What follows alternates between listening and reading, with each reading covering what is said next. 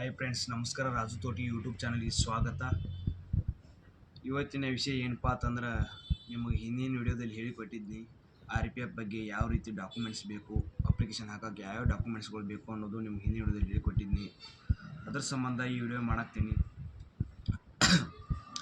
R P F ಅಂದರೆ railway protect force, ನಿಮಗೆಲ್ಲ ಗೊತ್ತಿರ್ತಕ್ಕಂಥ ವಿಷಯ.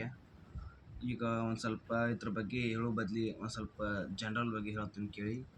RPF ಅಪ್ಲಿಕೇಶನ್ ಹಾಕುವಾಗ ಕರೆಕ್ಟಾಗಿ ನೀವು ಮುಂದೆ ನಿಂತು ಹಾಕ್ಕೊಡ್ರಿ. ಒಬ್ಬೊಬ್ಬರು ಮೊಬೈಲ್ದಾಗ ಹಾಕೋಗ್ತಾರೆ, ಒಬ್ಬೊಬ್ಬರು ಮೊಬೈಲ್ದಾಗ ಹಾಕ್ತೀರಿ, ಸ್ವಲ್ಪ ಸರ್ವರ್ ಬಿಜಿ ಬರ್ತೈತಿ. ಸ್ವಲ್ಪ ಏನೂ ಪ್ರಾಬ್ಲಮ್ ಆದರೂ ಹಿಂದೆ ಬ್ಯಾಕ್ ಹೋದ್ರಂದ್ರೂ ವಾಪಸ್ಸೆಲ್ಲ ಹೋಗಿಬಿಡೈತಿ. ಹೊಳ್ಳಿ ನಿಮ್ಗೆ ಕೂಡ ಅದು ಇದು ಆಗ್ತಿರಂಗಿಲ್ಲ. ಮತ್ತು ಒಂದೇದಿಂತ್ರ ಟೈಪಿಂಗ್ ಮಾಡ್ಬೇಕಾಗೈತಿ. ಅಲ್ಲಿ ಏನು ಕೇಳ್ದೈತೆ ಎಲ್ಲ ಮತ್ತು ಒಂದೇಂತ್ರ ಟೈಪಿಂಗ್ ಮಾಡಬೇಕಾಗೈತಿ. ಹೀಗಾಗಿ ಮೊಬೈಲ್ನಲ್ಲಿ ಎಷ್ಟು ಪರ್ಫೆಕ್ಟ್ ಇದ್ದೀರೋ ಅಷ್ಟು ಹಾಕ್ರಿ. ಉಳ್ಕಿದ್ದ ನಾ ಪರ್ಫೆಕ್ಟ್ ಇಲ್ಲ ಹಂಗೆ ಹಾಕೊಂಡಪ್ಪ ಏನು ಕೇಳ್ತೈತಿ ಹೇಳಿ ಹಾಕಕ್ಕೆ ಹೋದ್ರಿ, ಅದು ಏನೋ ಇದು ಮಾಡಕ್ಕೆ ಬರೋಂಗಿಲ್ಲ. ಸ್ವಲ್ಪ ಎಡಿಟಿಂಗುದು ಇರ್ತೈತಿ. ಕರೆ ಎಡಿಟಿಂಗ್ ಇದ್ದರೂ ನಿಮಗೆ ಪಿ ಕೇಳ್ತೈತಿ. ಆ ಪಿ ಹಾಕಿ ಮತ್ತು ವೇಸ್ಟ್ ಮಾಡ್ತೀರಿ. ಹೋಗಿ ಆನ್ಲೈನಲ್ಲಿ ಹೋಗಿ ಅರ್ಜಿ ಹಾಕ್ರಲ್ಲ, ಏನು ಬ್ಯಾಡ ಅಂತಾರನೇ ಯಾರು? ಅರ್ಜಿ ಹಾಕ್ರಿ ಆನ್ಲೈನಲ್ಲಿ.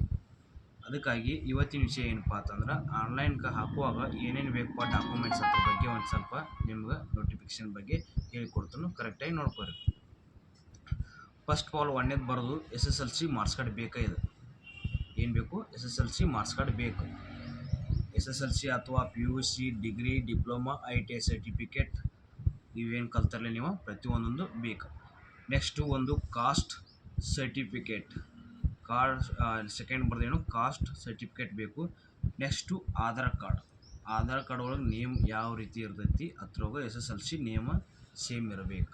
ಗೊತ್ತಾಯ್ತಾ? ಈಗ SSLC ಒಳಗೊಂದು ಬೇರೆ ಇರುತ್ತೆ, ಆಧಾರ್ ಕಾರ್ಡ್ ಒಳಗೊಂದು ಬೇರೆ ಇರುತ್ತೆ. ಹಂಗಿರಂಗಿಲ್ಲ. ಆಧಾರ್ ಕಾರ್ಡ್ ಸಾಧ್ಯವಾದಷ್ಟು ತಿದ್ದುಪಡಿ ಮಾಡ್ಕೊಳ್ಳಿ. ಯಾಕಪ್ಪ ಅಂತಂದ್ರೆ ಈಗ ನೀವು ತಿದ್ದುಪಡಿ ಮಾಡ್ಕೊಲಿಕ್ಕಂದ್ರೆ ಮುಂದೆ ನಿಮ್ಗೆ ಫಿಸಿಕಲ್ ಪಾಸ್ ಹಾಕಿದ್ರೆ ಡಾಕ್ಯುಮೆಂಟ್ಸ್ ವೆರಿಫಿಕೇಷನ್ ಇರ್ತೈತಿ. ಲಾಸ್ಟ್ ಜಾಯ್ನಿಂಗ್ ಆಗುವಾಗ ಅವಾಗ ಫೇಲ್ ಆಗೋ ಭಾಳ ಸಾಧ್ಯತೆ ಇರ್ತೈತಿ. ನೆಕ್ಸ್ಟ್ ನಿಮಗೆ ಬ್ಯಾಂಕ್ ಡೀಟೇಲ್ಸ್ ಅಂತ ಕೇಳ್ತೈತಿ. ಅಲ್ಲಿ ಬ್ಯಾಂಕ್ ಡೀಟೇಲ್ಸ್ ಅಲ್ಲಿ ಏನೇನು ಕೇಳ್ತೈತಪ್ಪ ಅಂತಂದ್ರೆ, ಅಕೌಂಟ್ ಹೋಲ್ಡರ್ ನೇಮ್ ಒಂದು ಕೇಳ್ತೈತಿ, ಅಕೌಂಟ್ ನಂಬರ್ ಒಂದು ಕೇಳ್ತೈತಿ, ಅಲ್ಲಿ IPSC ಒಂದು ಕೋಡ್ ಕೇಳ್ತೈತಿ. ಅವು ಎದಕ್ಕೆ ಕೇಳ್ತೈತಪ್ಪ ಅಂತಂದ್ರೆ ನಿಮಗೂ ಡೌಟ್ ಬರ್ಬೋದು, ಇವನ್ನೆಲ್ಲ ಯಾಕೆ ಕೇಳತೈತಪ್ಪ ಅಂತಂದ್ರೆ, ಅಲ್ಲಿ ಏನೋ ನೀವು ಎಕ್ಸಾಮ್ ಹೊಳ್ಳಿ ಬರೆದು ಬಂದರೂ ರೀಫಂಡ್ ಆಕೈತೆ, ಅಮೌಂಟ್ ರೀಫಂಡ್ ಆಗುವಂಥ ಸಾಧ್ಯತೆ ಐತಿ. ಅದಕ್ಕೆ ಇಕ್ಕಟ್ಟ ನೆಕ್ಸ್ಟ್ ಬರೋದು ಒಂದು ಫೋಟೋ ಬೇಕು. ಅಪ್ಲಿಕೇಶನ್ ಹಾಕುವಾಗ ಫೋಟೋ ಬೇಕು. ನೆಕ್ಸ್ಟ್ ಅಲ್ಲಿ ಫೋಟೋ ಯಾವ ರೀತಿ ಬೇಕಪ್ಪ ಅಂತಂದ್ರೆ, ಈಗ ಇಲ್ಲಿ ಹಿಂದೆ ಬ್ಯಾಕ್ಗ್ರೌಂಡ್ ವೈಟ್ ಐತಲ್ಲ, ಈ ರೀತಿ ವೈಟ್ ಇರಬೇಕು. ಒಬ್ಬೊಬ್ರು ಬ್ಲೂ ಇರ್ತೈತಿ. ನೆಕ್ಸ್ಟು ಒಂದು ಯಾವ್ದು ಇರತ್ತಪ್ಪ ಅಂದ್ರೆ blue, yellow colour, red colour, green colour, ಈ ರೀತಿ ಹಿಂದೆ ಬ್ಯಾಕ್ಗ್ರೌಂಡ್ ಹಾಕ್ಸಿರ್ತೀರಿ. ಡಿಸೈನ್ ಮಾಡಿಸಿರ್ತೀವಿ. ಅಲ್ಲಿ ಡಿಸೈನ್ ಮಾಡಿಸಿದ್ರು ಕೂಡ ಅಲ್ಲಿ ನಿಮ್ಮದು ಅಪ್ಲಿಕೇಶನ್ ತೊಗೋಂಗಿಲ್ಲ. ಗೂಗಲ್ಗೆ ಹೋಗಿರಿ, ಅಲ್ಲಿ BG ಅಂತ ಸರ್ಚ್ ಮಾಡಿರಿ, ಬ್ಯಾಕ್ಗ್ರೌಂಡ್ ಅಂತ ಒಂದು ಬರ್ತೈತಿ. ಅಲ್ಲಿ ಸರ್ಚ್ ಮಾಡಿದ್ಮೇಲೆ ನಿಮ್ದು ಯಾವುದೋ ಒಂದು ಕಲರ್ ಇಲ್ಲಿ ಹಿಂದೆ ಬ್ಯಾಕ್ಗ್ರೌಂಡ್ ಅಲ್ಲಿ ಹೋಗಿ ಸೆಲೆಕ್ಟ್ ಮಾಡ್ಕೊಂಡು ಅಲ್ಲಿ ಕ್ಲಿಕ್ ಮಾಡ್ಕೊಳ್ರಿ. ಅಲ್ಲಿ ಹಿಂದೆ ಬ್ಯಾಕ್ಗ್ರೌಂಡ್ ನಿಮ್ದು ಇದ್ದಿದ್ದ ವೈಟ್ ಆಗಿಬಿಡ್ತೈತಿ. ಎಷ್ಟು ಈಜಿ ಐತಿ ನೋಡಿರಿ. ಎಲ್ಲ ತಿಳ್ಕೊಬೇಕು. ಮೊಬೈಲ್ನಲ್ಲಿ ಭಾಳ ಸಾಕಷ್ಟು ತಿಳ್ಕೋದೈತಿ. ಅಲ್ಲಿ ಫೋಟೋ ಮಾತ್ರ ಬೇರೆ ತೆಗಿಸ್ಬೇಕಂತ ಏನಿಲ್ಲ. ಅಲ್ಲಿ ನಿಮ್ಮ ಇದರಲ್ಲಿ ಗೂಗಲ್ಗೆ ಹೋಗಿ ಸರ್ಚ್ ಮಾಡ್ಕೊಂಡು ಅಲ್ಲಿ ಬ್ಯಾಕ್ಗ್ರೌಂಡ್ ಹಿಂದಿನ ತೆಗೆದು ವೈಟ್ ಹಾಕೋಬೋದು. ಆ ವೈಟ್ ಇದ್ದಂಥ ಸೇವ್ ಮಾಡ್ಕೊಂಡು ನಿಮ್ಮ ಅಪ್ಲಿಕೇಶನ್ ಹಾಕೊಳ್ಳಿ ಅಂತಂದು ಅಪ್ಲೋಡ್ ಮಾಡ್ಕೋಬೇಕು. ನೆಕ್ಸ್ಟು ಸಿಗ್ನೇಚರು ಅಲ್ಲಿ ಎಷ್ಟು ಇದಿರ್ತೈತಿ, ಅದು ಇರ್ತೈತಿ, ಅದನ್ನ ಮಾಡ್ಕೋಬೇಕು ಸಿಗ್ನೇಚರ. ನೆಕ್ಸ್ಟು ನಿಮ್ದು ಇನ್ನೊಂದು ಇದಕ್ಕೆ ಏನೋ EBC ಸರ್ಟಿಫಿಕೇಟ್ ಕೇಳಾತೈತಿ. EBC ಸರ್ಟಿಫಿಕೇಟ್ ಅಂದರೆ ಏನು, ಇದು ಎಲ್ಲಿ ಸಿಗುತ್ತೆ, ಇದಿದ್ರೆ ನಡೀತಿತ್ತು ಏನಿಲ್ಲೋ ಅಪ್ಲಿಕೇಶನ್ ಹಾಕೋಕ್ಕೆ ನಿಮಗೆ ಡೌಟ್ ಬರತೈತಿ. EBC ಅಂದರೆ ಎಕನಾಮಿಕ್ ಬ್ಯಾಕ್ವರ್ಡ್ ಕ್ಲಾಸ್ ಅಂಥೇಳಿ ಇದೊಂದು ಸರ್ಟಿಫಿಕೇಟ್. ಇದು ಯಾರ ಕಡೆ ಇರ್ತೈತಿ, ಎಲ್ಲಿ ಸಿಗ್ಬೋದು, ಇದರಿಂದ ಏನು ಯೂಸ್ ಅಂತ ನಿಮ್ಗೆ ಡೌಟ್ ಬಂದೈತಿ. ಇದೇನಿಲ್ಲ, ಇದು ಇದ್ರೂ ನಡಿತೈತಿ, ಇರ್ಲಿಕ್ಕೂ ನಡಿತೈತಿ. ಅಪ್ಲಿಕೇಶನ್ ಮಾತ್ರ ತೊಗೋತೈತಿ. ತಲೆ ಕೆಡ್ಸಕ್ಕೆ ಹೋಗ್ಬೇಡ್ರಿ. ಇದು ಇರ್ಲಿಕ್ಕೆ ಹೆಂಗೆ ರೀ ಅಂತ ಏನು ಕೇಳಕ್ಕೆ ಹೋಗ್ಬೇಡ್ರಿ. ಇದು ಇರ್ಲಿಕ್ಕೂ ಅಲ್ಲಿ ಆಪ್ಷನ್ಸ್ ಐತಿ, ನೋ ಆ್ಯಂಡ್ ಎಸ್ ಅಂತ ಹೇಳಿ. ಅಲ್ಲಿ ಇಲ್ಲಂದ್ರೆ ನೋ ಹಾಕ್ರಿ, ಇತ್ತಂದ್ರೆ ಎಸ್ ಹಾಕ್ತಾ ಹೇಳ್ರಿ, ಎಸ್ ಅಂತ ಹಾಕ್ರಿ. ನೆಕ್ಸ್ಟು ಇದನ್ನ ಅಪ್ಲಿಕೇಶನ್ ಹಾಕಬೇಕಾದ್ರೆ ನೀವು ಮೊಬೈಲ್ನಲ್ಲಿ ಫಸ್ಟ್ ಹೇಳಿದ್ನಿ, ಮೊಬೈಲ್ನಲ್ಲಿ ಹಾಕಬೇಕಾದ್ರೆ ನೀವು ಪರ್ಫೆಕ್ಟ್ ಇದ್ರೆ ಹಾಕ್ರಿ, ಗೊತ್ತಿದ್ರೆ. ಇರ್ಲಿಕ್ಕೆ ನಿಮ್ಮ ಲ್ಯಾಪ್ಟಾಪ್ ಇದ್ದರೆ ಇನ್ನೂ ಚಲೋ. ಲ್ಯಾಪ್ಟಾಪ್ ಸರ್ವರ್ ಬಿಜಿ ಅಷ್ಟೇನಿಲ್ಲ. ನೈಟ್ ಹಾಕಕ್ಕೆ ಟ್ರೈ ಮಾಡಿರಿ. ಅಪ್ಲಿಕೇಶನ್ ಹಾಕೋ ಸರ್ವರ್ ಯಾವುದು ಎಲ್ಲ ಈಜಿ ಇರುತ್ತೆ.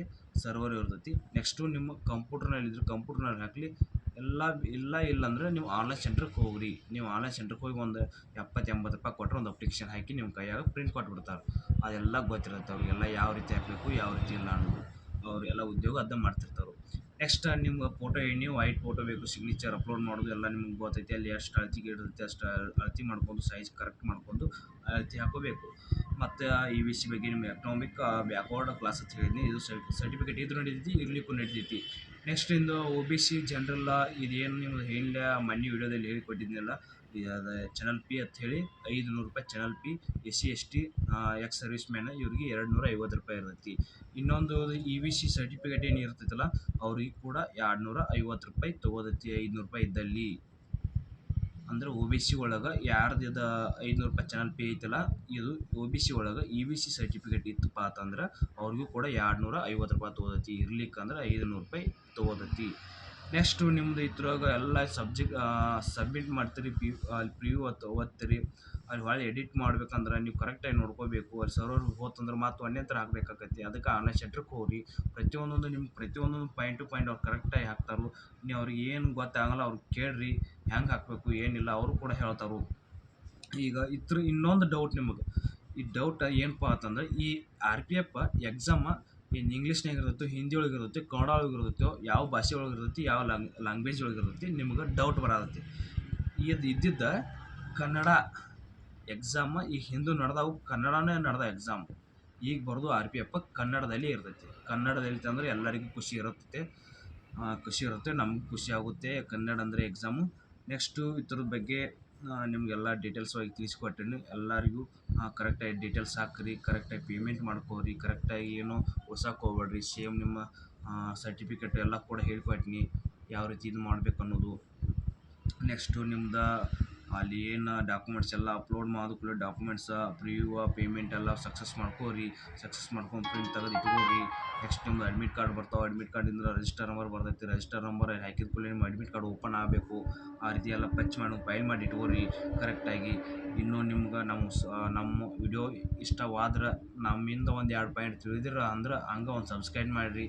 ಹಂಗೆ ಹೋಗಕ್ಕೆ ಹೋಗ್ಬೇಡ್ರಿ, ಒಂದು ಲೈಕು ಮಾಡಿರಿ. ಹಂಗೆ ನಿಮ್ಮ ಫ್ರೆಂಡ್ಸ್ಗೂ ಹೇಳ್ರಿ ಈ ರೀತಿ ಡಾಕ್ಯುಮೆಂಟ್ಸ್ ಬೇಕಂದಾರ, ಮತ್ತು ಇದು EBC ಸರ್ಟಿಫಿಕೇಟ್ ಇದ್ರೂ ನಡೀತೈತಿ ಅಂದಾರತ್ತು ಹೇಳ್ರಿ. ನೆಕ್ಸ್ಟ್ ನಿಮಗೆ ಹಂಗೆ ಈ ವಿಡಿಯೋ ಅಂತೂ ಸಾಕಷ್ಟು ಜನರಿಗೆ ಕಳ್ಸೋಕೆ ಟ್ರೈ ಮಾಡಿರಿ. ಯಾಕಪ್ಪ ಅಂತಂದ್ರೆ ಒಬ್ಬರಿಗೆ ಗೊತ್ತಿರ್ತೈತಿ, ಒಬ್ಬರಿಗೆ ಗೊತ್ತಿರಲ್ಲ. ಯೂಟ್ಯೂಬರ್ ಎಲ್ಲರೂ ವಿಡಿಯೋ ಮಾಡಿ ಹಾಕತ್ತಾರು.